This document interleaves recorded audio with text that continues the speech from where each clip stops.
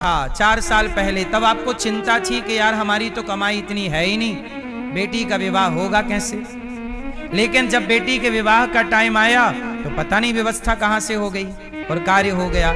अब ये बताओ, ये जो मैं बोल रहा हूं ये सत्य है या असत्य है? ऐसा होता है या नहीं? इसका अर्थ ये है कि जिसने बेटी दी होती है वही बेटी के विवाह की सेवा भी भेज देता है। बेटा जाओ, देनहार कोई और है। सुनो, देनहार कोई और है, भेजत है दिन रैन। देने वाला जिसने तुम्हें बेटी दी है उसी को इस बेटी की चिंता है। वही इस बेटी के लिए लड़का बनाता है कि इसका वर कौन होगा, दुल्हा कौन होगा। वही इसका भाग्य लिखता है, इसके भाग्य में कितनी खुशी और कितना दुख। बाप कितना भी चाहे बेटी को सुख या दुख नहीं दे सकता। क्यों? तुम बेटी का अच्छे से अच्छे घर में विवाह ही तो कर सकते हो, लेकिन उस बेटी की किस्मत तुम ना बनाओगे, वो बनी बनाई है। उसके भाग्य का, सीता माँ के पिता जनक हैं, सीता माँ के पति राम हैं, पर जब किस्मत में जंगल की लकड़ी काटना लिखा था तो माता सीता के हाथ में भी कुल्हाड़ी आई और जंगल की लकड़ी काटनी पड़ी। तो बेटी के भाग्य में जो लिखा है वो उसे ही उठाना है। इसे ना बाप बदल सकता है, ना पिता, ना पति, ना पुत्र। सही है? सीता माँ के पिता हैं जनक जैसे महादिग्गज, सीता माँ के पति हैं राम जैसे मर्यादा पुरुषोत्तम, और सीता माँ के 2 पुत्र हैं लव कुश जो बहुत बलवान। पर सब कुछ होने पर भी हाथ में कुल्हाड़ी उठानी पड़ी, जंगल की लकड़ी काटनी पड़ी और लकड़ी का गट्ठा सिर पे रखना पड़ा। हाँ या ना? तुम कुछ नहीं करते, तुम्हारी किस्मत तुमसे सब कुछ करवाती है। इसलिए हम आपसे कहते हैं जीवन को जियो पर चिंता मुक्त होकर जियो।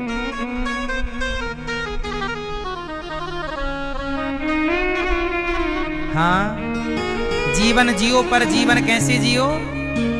चिंता मुक्त। जिसने बेटी दी है वह बेटी के भरण पोषण की व्यवस्था भी करेंगे। आप मेहनत करिए, आप कर्म करिए, पर भाव ये रखिए कि प्रभु ये सब कुछ आपका है, भगवान में समर्पण करके फिर कार्य करिए। अपना मान के मत करिए कि मेरा है। तो कार्य करते हुए भी मन लगेगा, क्योंकि अब आप ये मान चुके हैं कि ये मेरा नहीं है ये, और मैं परोपकार के लिए कर रहा हूं। जहां परोपकार जुड़ जाए, आप पैसा कमाइए अपने लिए नहीं, ये भाव कि मैं परोपकार के लिए, मैं सेवा। एक आदमी था, ध्यान से सुनिएगा, मैया ओ मेरी मां, ऐसे एक हाथ ना उठाया करो बच्चे का, एक हाथ पकड़ के ना खींचा करो। छोटे होते हैं बच्चे के नाजुक शरीर, खिंच जाती हैं नसें, कई बार बहुत बड़ी दिक्कतें हो जाती हैं। आप लोग, मैं इनके माध्यम सबको बोल दूं, कई बार ना आप लोग बच्चे को एक हाथ पकड़ के एक हाथ से उठा लेते हैं, इससे बच्चे में खिंचाव आ सकता है, उसके हाथ में, उसकी नसों में। दोनों हाथ से प्रॉपर बच्चों को पकड़ना चाहिए। कई बार ऐसे में बच्चों के जीवन में बहुत बड़ी हानि हो जाती है। ठीक है? तो भगवान सर्वे भवन्तु सुखिनः, भगवान का भक्त यही भाव रखे कि सब सुखी रहें। मैं कमाऊं पर किसके लिए? परोपकार। अपने लिए तो सब कमाते हैं, तब आपका कमाना भी भक्ति होगा, काम करना भी भक्ति होगा, और मन इसलिए लगेगा कि मेरा नहीं प्रभु का है। अच्छा ये बताओ, 14 साल राम जी अयोध्या में नहीं थे, 14 साल अयोध्या को किसने संभाला? आंसर दो। 14 साल अयोध्या को किसने संभाला? जोर से। भरत जी ने। अयोध्या का राजकाज कौन करता था? भरत जी। कहां से करते थे? नंदीग्राम से। पूरा लेखा जोखा, पूरी सेना को तनख्वाह देना। भाई जब राज्य चल रहा है, सेना भी है और सेना है तो राजा सेना को सैलरी भी देगा। 14 साल तक ऐसा थोड़ी था कि अयोध्या की सेना को सैलरी ना पहुंची हो। बिजली पानी जो भी व्यवस्थाएं हैं, हर साल फसल होना, खाना पीना तो चलेगा ना, इसके बिना तो ना होगा। शहर है तो पानी बरसेगा तो नाली भी जाम होंगी, उनकी साफ सफाई भी होगी। घर है तो सब रहा होगा। मतलब पूरा राजतंत्र था अयोध्या का। और पूरा राजतंत्र कौन संभालता था? भरत जी। अब ये बताओ कि भरत जी अयोध्या के राजा बनने से मना कर दिए। मैं राजा तो नहीं बनूंगा, कैकेयी माँ ने बोला बन जाओ। नहीं, राजा नहीं बने पर अयोध्या को संभालते रहे। इतना सजगता से संभाले कि रात को 2 बजे 1 बजे जब हनुमान जी गुजरे तो भरत जी ने हनुमान जी को देख लिया कि पहाड़ लेके कोई जा रहा है, तो हनुमान जी को बाण मार दिया भरत जी ने। इसका मतलब भरत जी की सजगता क्या थी कि एक पक्षी भी उड़ के यदि गलत कर रहा है तो उसको भी देख लिया जा रहा है। मतलब ये व्यवस्थाएं हैं उस जमाने की। हाँ या ना? अब रात को आपके यहां से कौन उड़ के चला जाए? लेकिन भरत जी के कुटिया से जब हनुमान जी, और हनुमान जी जो वायु के वेग से जा रहे थे, उन्हें भी मार गिराया। समझ सकते हो ना कि सजगता क्या है। अब मुझे आपसे केवल ये जानना है कि 14 साल राम जी के बिना अयोध्या का राजा तो भरत जी नहीं बने, पर अयोध्या को चलाते रहे। तो प्रश्न ये है कि क्यों चलाते रहे? आंसर, क्यों चलाए? क्यों चलाए आप बताओ? भरत जी को तो राजा बनना नहीं था, भरत जी तो भक्त हैं, भक्ति करेंगे, क्या जरूरत है राजकाज चलाने की? क्यों चलाए आप बताओ? इसलिए चलाए। सुनना इस प्रश्न का उत्तर, फिर अपने से समझना। भरत जी इसलिए चलाए क्योंकि भरत जी ये मानते हैं ना कि ये राज्य राम का है। किसका है? 14 साल बाद जब राम जी आएंगे तो राम जी का राज्य उन्हें उबड़ खाबड़ तो नहीं दे सकते, व्यवस्था बिगाड़ कर तो नहीं दे सकते। जब आप घर पर रहने जाओगे तो कचरा फैलाकर नहीं दे सकते ना, साफ सफाई ना करते हैं। तो राम जी का ये राज्य है और प्रभु ने दास को जिम्मेदारी दी है इसकी सेवा की। तो भरत जी राजा बनकर नहीं, सेवक बनकर के अयोध्या को संभालते हैं, इस भाव से कि ये अयोध्या राम की है। ऐसे आप भी अपने परिवार और व्यापार को इस भाव से संभालो कि हम प्रभु के दास हैं और ये परिवार, ये व्यापार प्रभु का है, हमें जिम्मेदारी दी है, इसलिए हम संभाल रहे हैं। ये परिवार किसका है? प्रभु का। और व्यापार किसका है? प्रभु का। प्रभु का व्यापार आपका, प्रभु परिवार आपका, और हमें आपने केवल जिम्मेदारी दी है। जैसे आपको 2 बेटे हैं, 2 बेटियां हैं, एक बेटा है एक बेटी है, तो ईश्वर ने आपको 2 बेटों की, एक बेटा एक बेटी की, एक माँ की, एक पिता की, एक पत्नी की, एक पति की, ये जिम्मेदारियां दे रखी हैं आपको कि तुम्हें इतना संभालना है। आपके अंडर में 10 लोग काम करते हैं, मानो 10 मजदूर, जो आपके द्वारा उनका चूल्हा जलता है। तो ईश्वर ने आपको 10 लोगों की जिम्मेदारी, 5 लोगों की जिम्मेदारी, 500 लोगों की जिम्मेदारी दी। आपने ये नहीं समझना कि मैं मालिक हूं, नहीं। भरत जी ने ये नहीं कहा कि मैं राजा हूं, उन्होंने ये कहा राजा तो प्रभु हैं और मैं राम का एक छोटा सा क्या हूं? जोर से, क्या हूं? दास, सेवक। एक ही बात, मैं क्या हूं? राम का क्या हूं? क्या हूं? मैं प्रभु का एक छोटा सा सेवक हूं, सेविका हूं, दास हूं, दासी हूं, और दास का धर्म है। अच्छा ये बताओ, जब आप अपने घर से बाहर जाते हो तो आपके घर के नौकर चाकरों को आप सौंप जाते हो ना, तो वो साफ सफाई रखते हैं कि नहीं? जैसे आपके घर में एक आपका नौकर है तो वो आपके घर की देखरेख संभालता है, ऐसे आप ईश्वर के घर के नौकर हैं। तो ये परिवार किसका? भगवान का। व्यापार किसका? भगवान का। और आप कौन? सेवक। तो जैसे भरत जी ने सेवक बन के अयोध्या संभाली, ऐसे आप भी प्रभु के सेवक बन करके परिवार व्यापार संभालो, तो मन भी लगेगा, काम भी होगा, अहंकार भी नहीं आएगा कि मैंने किया। समझ में आई कि नहीं? तो आज से आप क्या बनेंगे? भरत। भरत जी यही सिखा रहे हैं कि नाथ सकल संपदा तुम्हारी, मैं सेवक समेत सुत नारी। किस किस को समझ में आ गई बात? आपको नहीं आई? भैया आपको नहीं आई? सफेद शर्ट वाले भैया आई? क्या समझ में आया? परिवार किसका? व्यापार किसका? आप कौन? सेवक, दास। अपने को सदा, इसलिए भक्त लोग कहते हैं, हाँ हमें दास बना लो अपना राम, हमें दास बना लो अपना राम, हमें दास बना लो अपना राम, हमें दास बना लो, हमें दास बना लो अपना राम। तो हमें दास बना लो, हमें दास बना लो अपना राम। हमें और किसी का दास बनने की जरूरत नहीं है।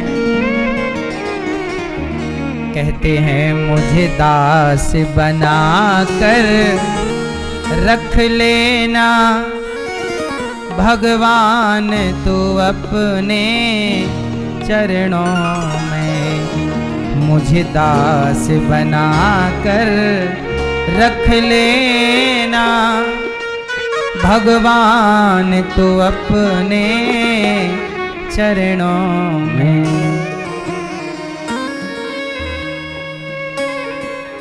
हे नाथ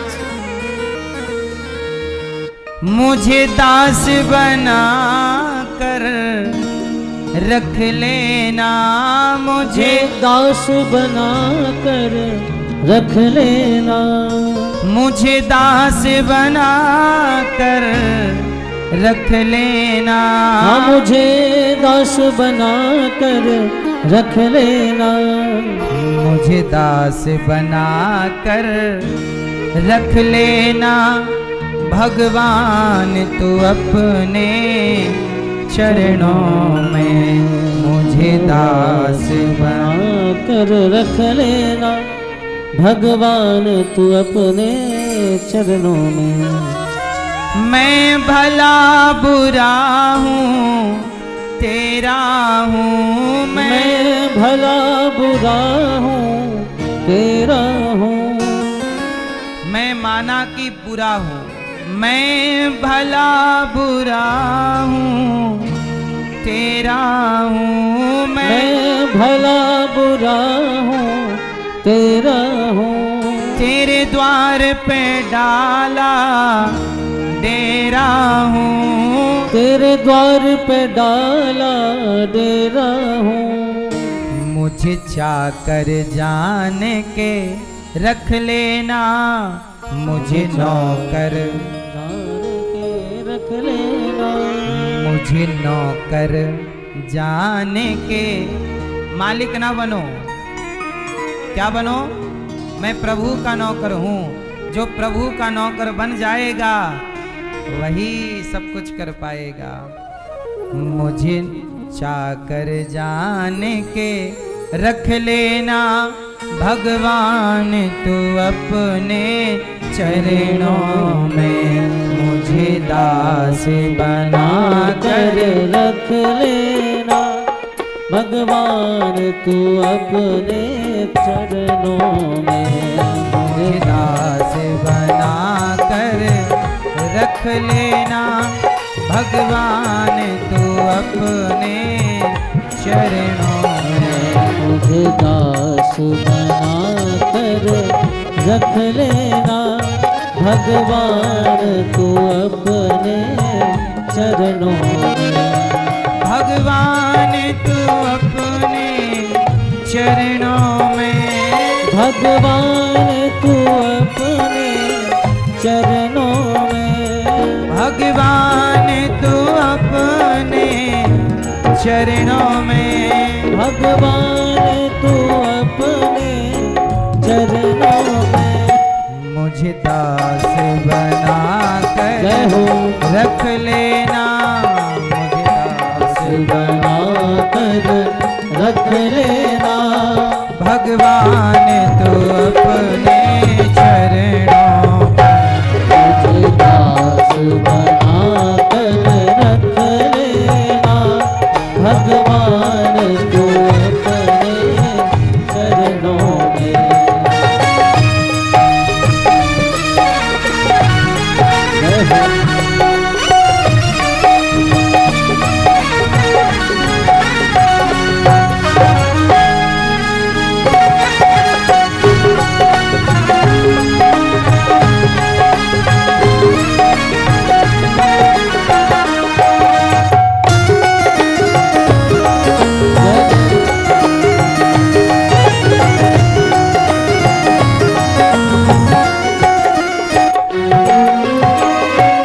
जब अधम से अधम को तारा है। जब अधम से अधम को तारा है। जब अधम से अधम को, हे नाथ, जब आपने अधम से अधम पापी से पापी को तारा है। जब अधम से अधम को तारा है। जब अधम से अधम को तारा है। उसमें ही नाम हमारा है। उसमें ही नाम हमारा है।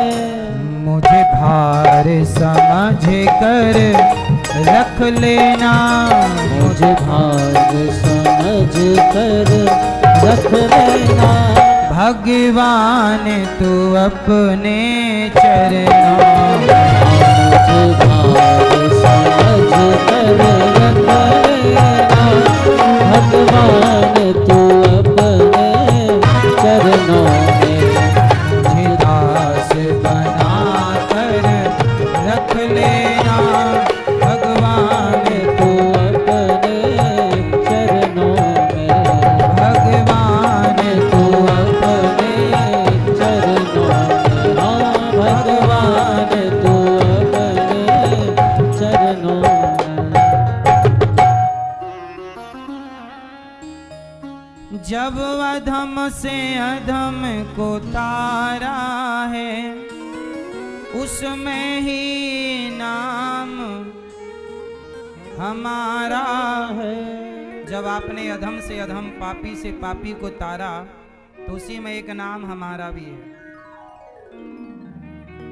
मुझे भार समझ कर रख लेना भगवान तू अपने चरणों में। मैया, भगवान आपको बड़ा बनाने को तैयार हैं। तुम छोटे तो बनो। तुम्हें क्या बनना है? जोर से। तुम छोटे तो बनो, भगवान तो तुम्हें बड़ा बना ही देंगे। समस्या ये है, आप बड़ा तो बनना चाहते हैं। हनुमान जी लंका गए, बताओ बड़े बनकर गए कि छोटे? मसक समान रूप कपिधरी, अति लघु रूप पवन सुत लीन्हा। हनुमान जी इतने बड़े हैं, पर वो भी दुष्ट के घर जा रहे हैं। रावण दुष्ट, और दुष्ट के घर जा रहे हैं तो हनुमान जी क्या बनकर जा रहे हैं? जोर से। मैया, ओ पीली मैया, सुन लो मेरी माँ। सुन रही हो ना मेरी माँ? ए मोबाइल, चलो बन गई हो वीडियो तो सुन लो।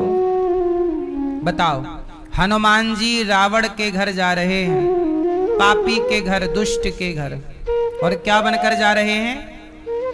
और जब आप लोग जाते हो ना किसी के यहाँ तो बड़े बन करके जाते हो। आप लोग अपने रिश्तेदारों में भी जाते हो तो बड़े बनकर जाते हो।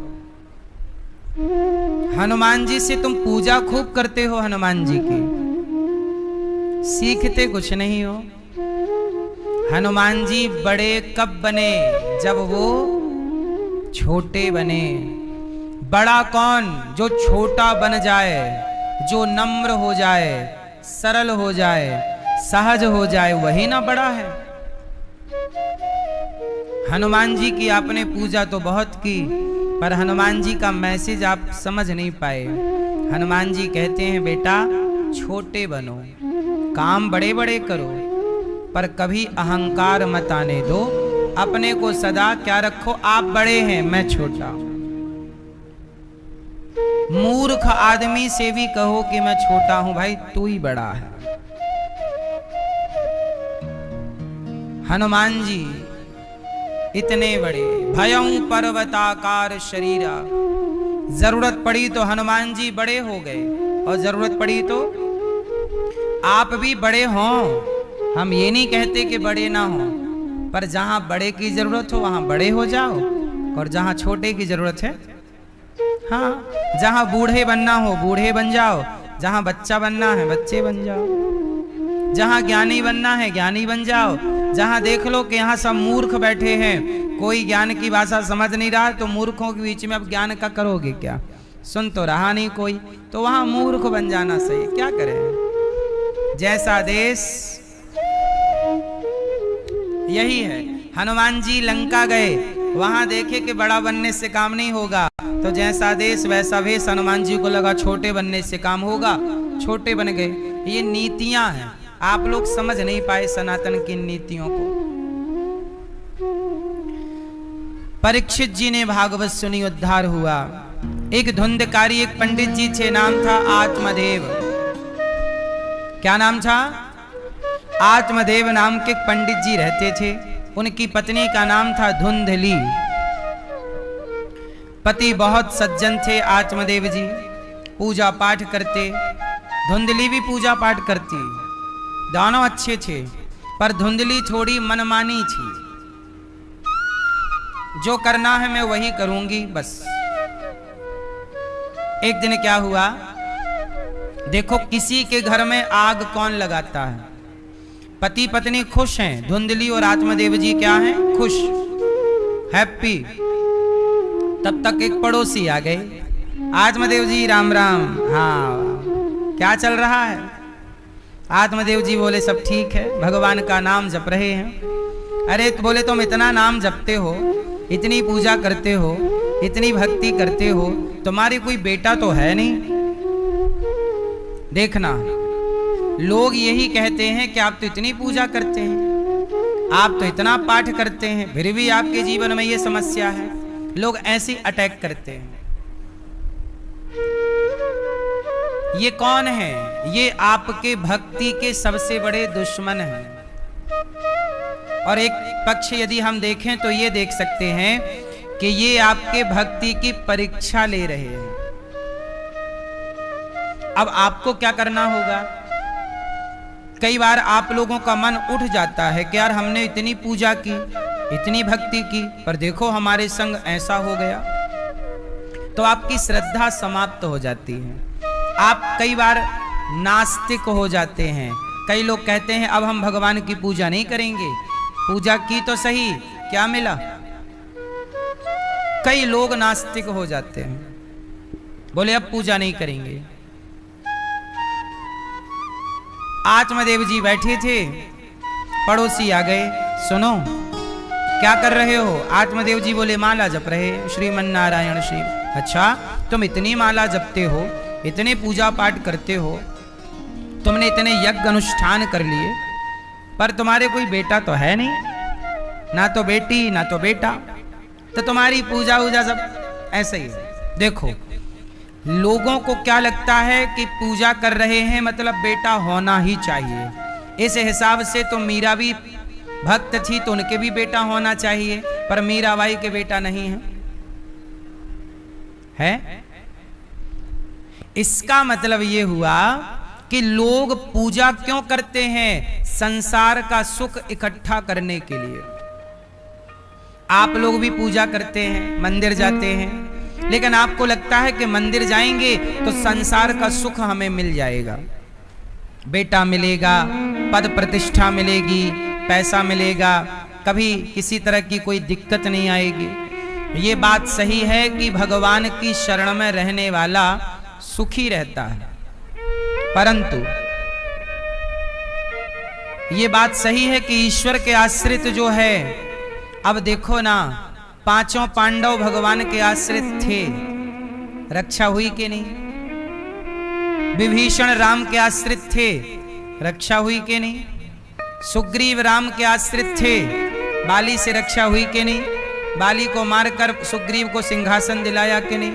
रावण को मारकर विभीषण को लंका का राजा। तो जो आश्रित है उसे तो मिलेगा, परंतु भगवान ये भी तो देखते हैं कि यार तुम हमारी पूजा केवल स्वार्थ से करते हो। बेटा मिल गया तो खुश, नहीं मिला तो कट्टी, पैसा मिल गया तो खुश, नहीं मिला तो कट्टी। आप लोग कई बार भगवान को धमकी देते रहते हैं, हे भगवान हमारा ये काम हो जाए, नहीं हुआ तो फिर अब मंदिर नहीं जाएंगे, अब तुम्हारी पूजा नहीं गई। ये तो एक प्रकार की क्या हो गई? धमकी हो गई। और लोग भगवान को क्या कहते हैं? हमारा काम हो जाएगा तो 11 किलो लड्डू चढ़ाएंगे। तो ईश्वर को आप खरीदना भी चाहते हैं लड्डू से, ना होने पर धमकी भी देते हैं। तो एक बात बताएं, भगवान हमारे और आपके नौकर नहीं है। भक्त क्या होता है पहले ये समझ लो। भक्त कभी ये नहीं कहता कि मुझे ये दे दो, भक्त ये कहता है प्रभु मैं आपका हूं, अब जो आपको देना है नहीं देना मर्जी आपकी, हम तो आपके। जिंदगी की डोर सौंप हाथ दीनानाथ के, महलों में रखो चाहे झोपड़ी में वास्ते। हम नहीं कहेंगे कि हमें महल दो, कि हमें झोपड़ी दो, जो मर्जी प्रभु आपकी वैसे रखो। ये भक्त का लक्षण है। लेकिन कई बार आप भक्तों में भी भक्त कम सौदागर ज्यादा है भगवान से। ये अब देखो, आत्मदेव जी के बेटा नहीं था, पड़ोसी ने कहा कि तुम्हारे बेटा नहीं। आत्मदेव जी ने कहा भैया मेरे भाग्य में नहीं है तो कोई बात नहीं, मैं खुश हूं। देखो आत्मदेव जी खुश हैं, पर पड़ोसी दुनिया के लोग खुश रहने नहीं देना चाहते। लोग बोले अच्छा आपके बच्चा नहीं है इसलिए आपके घर की गाय भी बांझ है और आपके घर में तुलसी का पेड़ भी बार बार सूख जाता है। आत्मदेव जी को बार बार एक ही बात पर टॉर्चर कर रहे हैं, बेटा नहीं है, बेटा नहीं है, बेटा। जब बार बार आप टॉर्चर करेंगे तो सामने वाला प्रभावित होगा, होगा कि नहीं? एक बार तो कोई भी इग्नोर कर देगा, 2 बार कोई भी इग्नोर कर देगा, 3 बार भी कर देगा, पर बार बार बेटा नहीं है, बेटा नहीं है, बेटा। यही ईश्वर की परीक्षा है। हर टॉर्चर पर भी आप पॉजिटिव रहें। आत्मदेव जी ने सोचा कि भाई समाज तो जीने नहीं देगा, आज भी किसी महिला के बेटा ना हो, किसी के पुत्र ना हो तो आज भी समाज टॉर्चर करता है। तेरे बेटा नहीं है, तेरे बेटा नहीं है, तेरी बेटी नहीं है, तेरा ये नहीं है। अरे नहीं है तो आपको क्यों कहना है? क्या जरूरत है कहने की? भाई किसी के हिस्से में है, किसी के हिस्से में नहीं है। ईश्वर का अपना न्याय है। मीराबाई को बेटा नहीं था, विवेकानंद जी को बेटा नहीं था, तुलसीदास जी को बेटा नहीं था, तो क्या इनके बेटा नहीं था तो क्या इन लोगों का कल्याण नहीं हुआ, कि इनका उद्धार नहीं हुआ, कि इनके नाम में कोई कमी रह गई है? बेटा हो जाए अच्छा है, पर ना होए तो भी परेशान होने की जरूरत नहीं। हम इस शरीर को बेटा पाने के लिए मानव तन नहीं मिला, भगवान को प्राप्त करने के लिए मानव जीवन मिला है। भगवान का चिंतन करते हुए अपना जीवन जीना चाहिए, अच्छा काम करते हुए जीवन जीना चाहिए। और बेटा नहीं हुआ तो मैं आपको एक उपाय बताता हूं, सुन लो। जब आपके बेटा ना हो, बेटी ना हो, तो ऐसा किया करो कि किसी विद्यालय स्कूल में जो गरीब बच्चे हों, 4, 6, 10, जो आपकी शक्ति हो, आप 10-15 बच्चों को गोद ले लो और अपनी तरफ से पढ़ाओ लिखाओ। उन बच्चों को अपना बच्चे की तरह मानो। आप समर्थवान हैं तो एक विद्यालय बना लो, स्कूल, वहां बच्चों को पढ़ाओ, गरीब बच्चों को। वहां पढ़ लिख कर बच्चे योग्य बनेंगे, वो आपके बच्चे हैं ये मान लो। केवल जन्म देने से बच्चा नहीं होता। क्यों? एक बार क्या हुआ कि एक जंगल में भीलों ने, एक जंगल में एक भीलों ने, मतलब ठीक ठाक लोग थे वो, उन लोगों ने एक पिता के 3 बेटे थे। जरा ध्यान से सुनिएगा। अब देखो पिता कौन होता है मैं ये बता रहा हूं आपको, मां कौन होती है ये बता रहा हूं आपको। केवल जन्म दे देने से मां नहीं हो जाती, केवल किसी बच्चे के पिता हो जाने से आप पिता नहीं हो जाते। सुनो, एक पिता के 3 बेटे थे,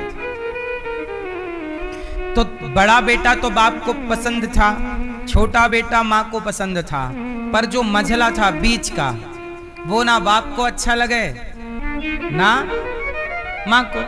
अच्छा, बीच वाले की हालत आज भी लगभग ऐसी ही है।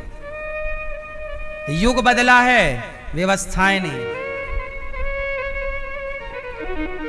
तो जो बीच का बच्चा था उसे कोई लाड़ ना करे, कोई प्यार ना करे, उसे जब देखो माँ भी मारे बाप भी मारे। एक दिन क्या हुआ कि कुछ लोगों ने कहा कि सुनो, क्या ये बच्चा आप हमें दे सकते हैं? हमें नर बलि चढ़ानी है।